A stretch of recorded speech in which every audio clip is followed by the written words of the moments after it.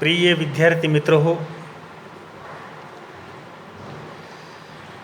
मागच्या तासिकेमध्ये आपण आपल्या पेपर फर्स्ट आणि पेपर सेकंडचा जो सेमिस्टर निहाय पाठ्यक्रम दिलेला आहे त्याची सविस्तर चर्चा केली. आज आपण आपल्या इतिहास विषयाच्या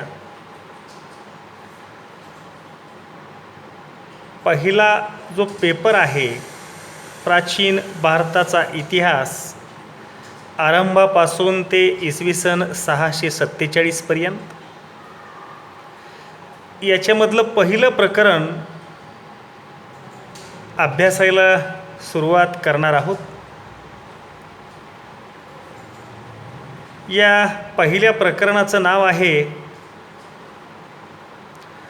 प्राचीन भारताच्या इतिहासाची साधने. आणि या साधनांचा अभ्यास आपल्याला या प्रकरणामध्ये करायचा आहे. सर्वप्रथम आपण इतिहास म्हणजे काय हे जाणून घेऊ. इतिहास या शब्दाचा विग्रह केल्यास, विग्रह करणे म्हणजे फोड करणे, त्याचं डिवायडेशन करणे, आपणास असे दिसून येते की इति अधिक ह अधिक अस बरोबर इतिहास. इति म्हणजे गतकाळ, भूतकाळ किंवा होऊन गेलेला काळ. ह हा निश्चिततादर्शक प्रत्यय आहे आणि अस म्हणजे असे घडले किंवा असे हे घडले. कधी तर गतकाळामध्ये, भूतकाळामध्ये हे असे घडले. म्हणजेच भूतकाळात घडलेल्या उल्लेखनीय घटनांचा व संस्मरणीय घडामोडींचा साधंत वृत्तांत म्हणजे इतिहास होय. गतकाळात, भूतकाळात घडलेल्या ज्या उल्लेखनीय घटना आहेत, ज्या संस्मरणीय आहेत, संस्मरणीय म्हणजे कायमच स्मरणामध्ये राहणारे आहेत, अशा घटनांचा जो वृत्तांत आहे, तो वृत्तांत कसा तर साधंत म्हणजे साधनाने सिद्ध करता येण्यासारखा. म्हणजेच साधनांशिवाय इतिहास होऊच शकत नाही. आपल्याला जर गतकाळामधली लिखित किंवा भौतिक कुठलीही साधनं जर मिळाली नसती तर आपल्या पूर्वजांचा इतिहास आपल्यासमोर आला नसता. इतिहासामध्ये साधनांशिवाय किंवा पुराव्यांशिवाय कसलंही विधान आपल्याला करता येत नाही. म्हणूनच इतिहासामध्ये साधनांना खूप महत्त्व आहे. साधने ही इतिहासाची आत्मा आहेत. ज्याप्रमाणे मानवाला जगण्यासाठी श्वासाची गरज असते, तेवढीच आवश्यकता इतिहास लेखन करताना साधनांची व पुराव्यांची भासते. 19व्या शतकातील प्रसिद्ध जर्मन विचारवंत लिओपोल्ड रँके असं म्हणतो, no document no history.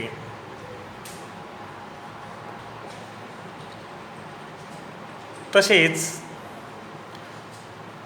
Professor लेजिलॉस व सिनबॉस म्हणतात, नो सोर्सेस नो हिस्ट्री.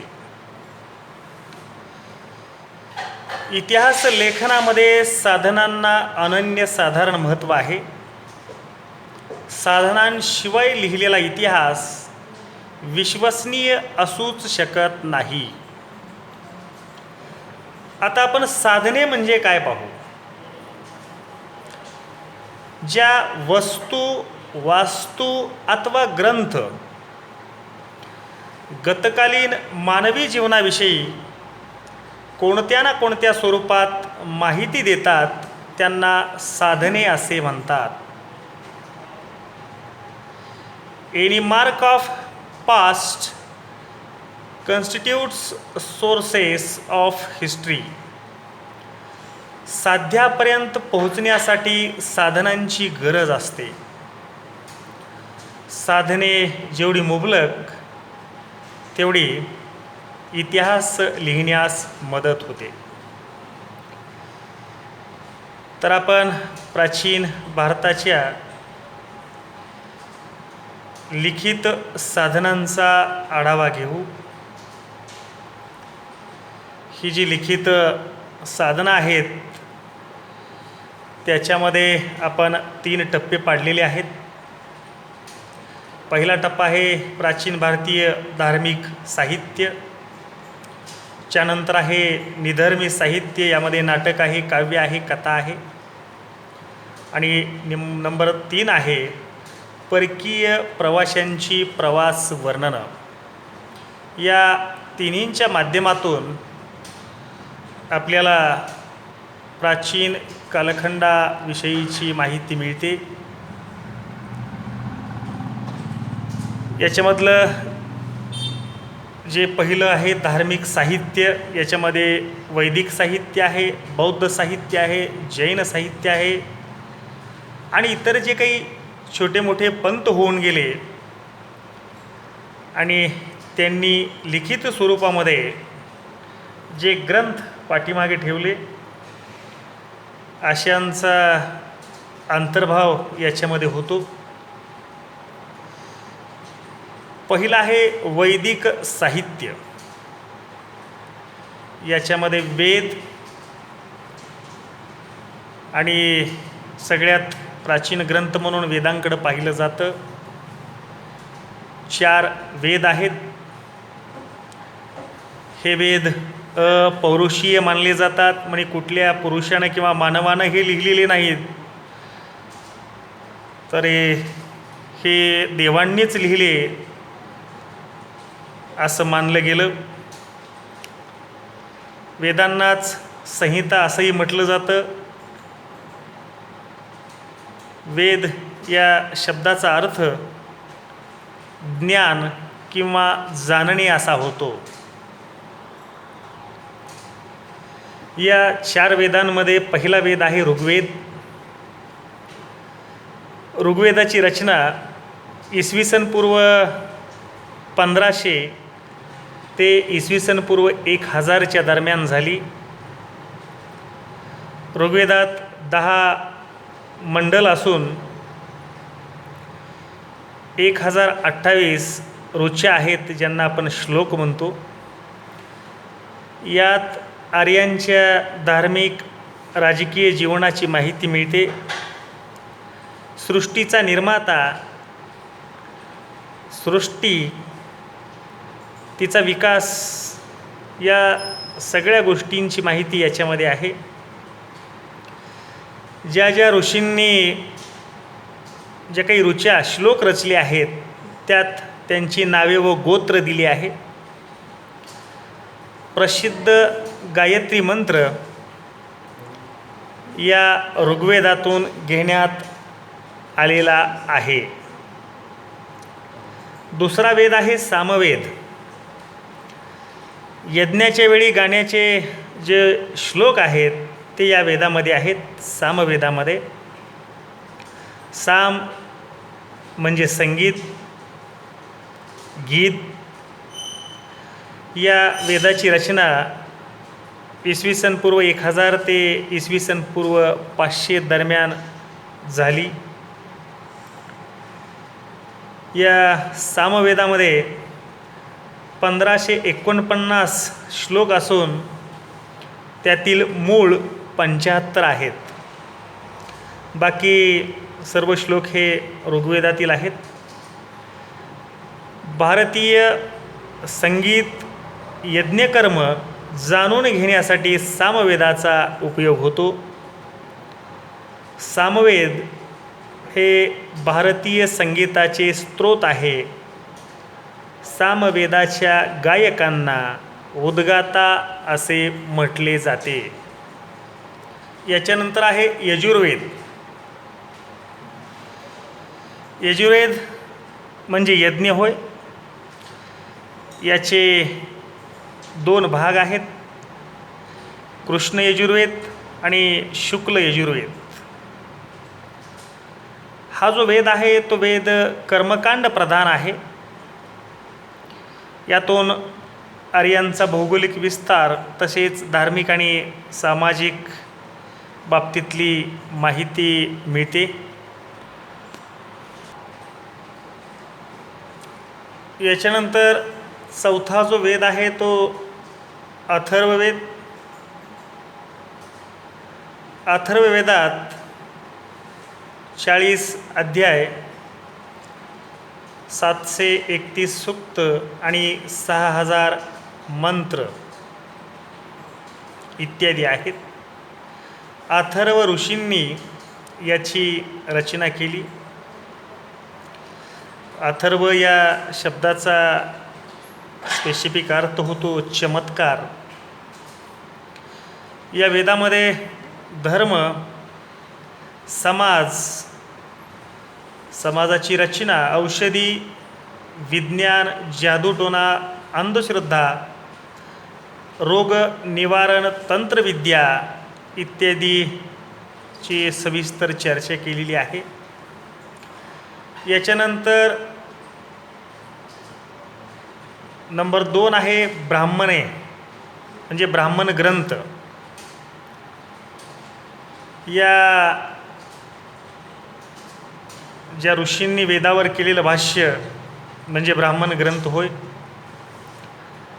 प्रत्येक वेदाला ब्राह्मण हा भाग जोडलेला आहे. ऋग्वेदाशी ऐतरीय व कौशितकी. याच्यानंतर आहे शंखायन ब्राह्मण यजुर्वेदाशी, तैतरीय व शतपथ ब्राह्मण. या ब्राह्मण ग्रंथात चातुर्वर्ण पद्धती, प्रत्येक वर्णाचे हक्क, कर्तव्य, मर्यादा निश्चित करण्यात आल्या